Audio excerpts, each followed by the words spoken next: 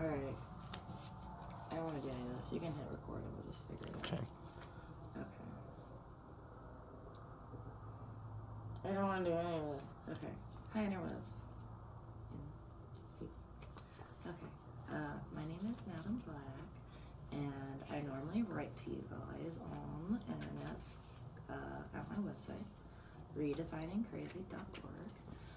But I sustained a work injury in December, which is a little ironic, the date, because it was 12/12/24, and like the autistic tendency in my brain appreciates that it was 12 plus 12 equals 24, and how 12 years prior the world was supposed to end on 12/12/12, and my world kind of ended on that day. But anyway, I can't keep powering through on the writing, so we're gonna read to you and try to start doing videos instead on the day. Anyway, I didn't know what to write or start with, so I kind of thought I would just write with this letter from past me. And this letter was supposed to be read in court as my opening statement for a rehearing for a total protection order, or a TPO, for the lovely elder lady and the redhead at TPO court who didn't know what TPO was, though they were applying for one. Anyway, so my opening statement, because I didn't really get an opportunity to speak or submit my evidence at my hearing, I was kind of berated and minimized for trying to advocate for my children over a scratch that was not this big as you claimed, but maybe this wide, and then like engrossed my child's back like this. Mind you, his back's only this big, so I'm abusive, right?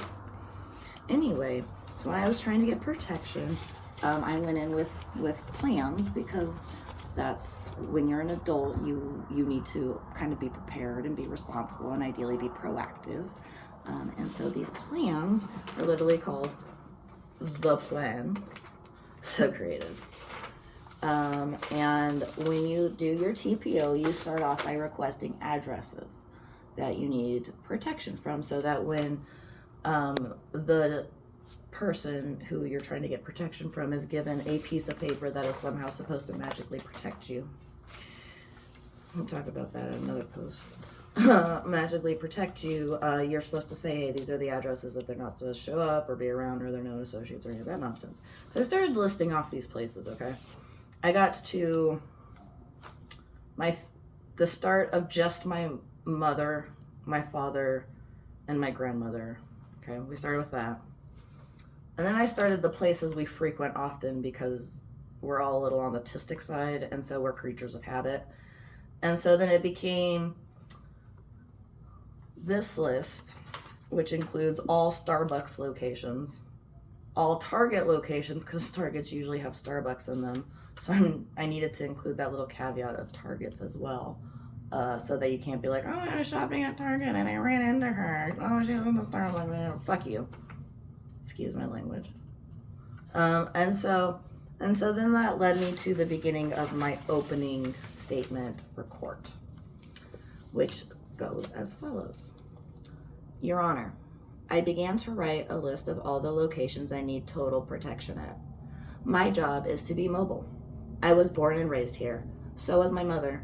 I have familial and personal ties throughout the greater Las Vegas Valley and surrounding areas, including Beatty, Laughlin, Mesquite, Pahrump, Overton, Lake Havasu, Indian Springs, Kingman, etc. Due to the generational familial ties I have within the community, I feel it would be impossible at this current juncture for me to safely conduct business and live my life without fear. I was born at Valley Hospital. There was a big party in the waiting room. I know everyone in the Valley knew I was born. My papa was a low-key big deal, and I was the favorite grandchild because I was the black sheep and always alone. I have serious concerns about the direction our valley and state are going. Our license plate reads, home means Nevada. I read once during recovery something that reads similar to, if you grew up in an abusive or dysfunctional household, be careful where you identify as home. My husband, due to a paperwork technicality, but my ex, as he yelled at me and reminded the police, was born in California. His family moved here in the 90s with the corporations. They are a poison in our valley.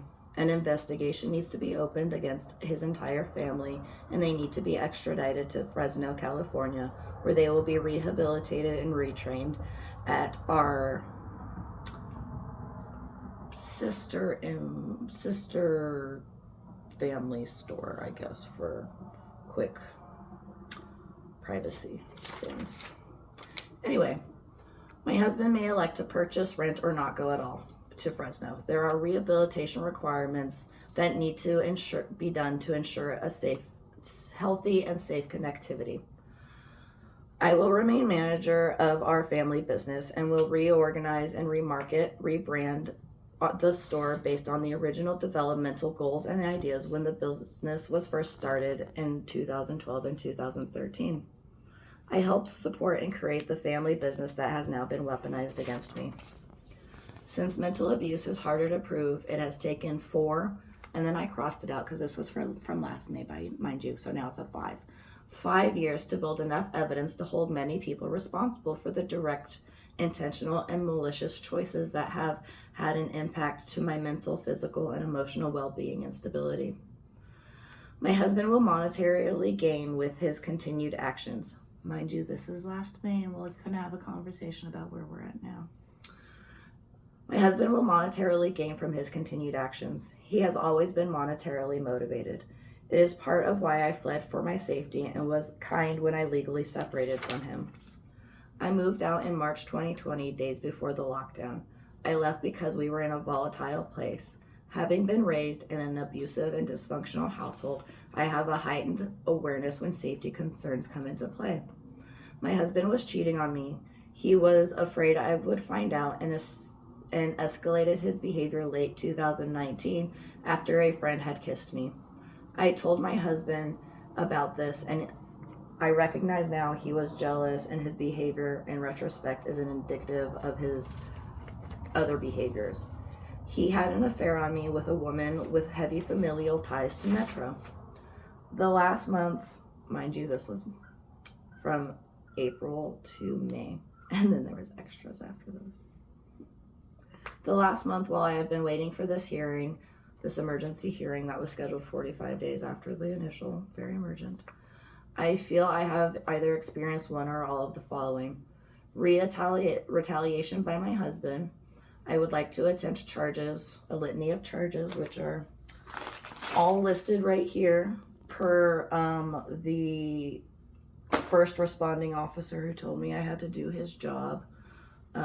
So we'll have a conversation when I get those cam videos subpoenaed.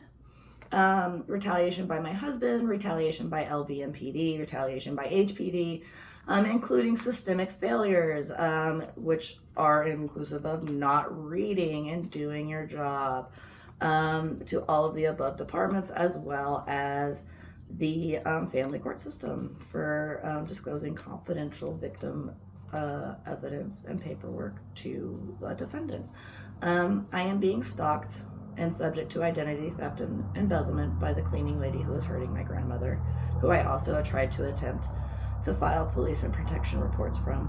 I have been alienated and retaliated by my genetic family. I will need a police and court order and or some type of intervention to be able to obtain all my possessions and my children's possessions. I will need an order for temporary guardianship of my grandmother while an investigation is done. I was her primary live-in caregiver since 2022 and was forcibly kicked out as a result of the discovery of the family friend who had been embezzling, stealing, and abusing my grandmother and myself. We also learned that as well over the last couple of years. I feel my family is also primarily motivated by money. Their actions are indicative of such. The entire family was okay with me caring for my grandmother and spending all of my money to do so, but the moment her money became threatened, I was excommunicated and kicked out. I was not even able to get my bed for over like a minute. It was frustrating. I can't even get my bed from the place I lived. I couldn't get my clothes. It was stressful. I have rights that have been grossly violated. And then I may or may not also need a protection order from a couple of LVMPD officers who may have exploited their abuse of power positions to also retaliate against me, causing some other woman and homewrecker issues that were perpetuated by the rumors caused by my former husband and his girlfriend who he was cheating on me with. So that was my opening statement for the family court protective order. On top of this book, which has all of the charges, NRS statutes, federal statutes, fun things. It was also phones, videos, an 8.5 video of a verbal assault, wherein everything that was threatened against me and my grandmother has come to fruition to this day. It's been fun. So that's it for now. We didn't cry, so we AS, and until next time.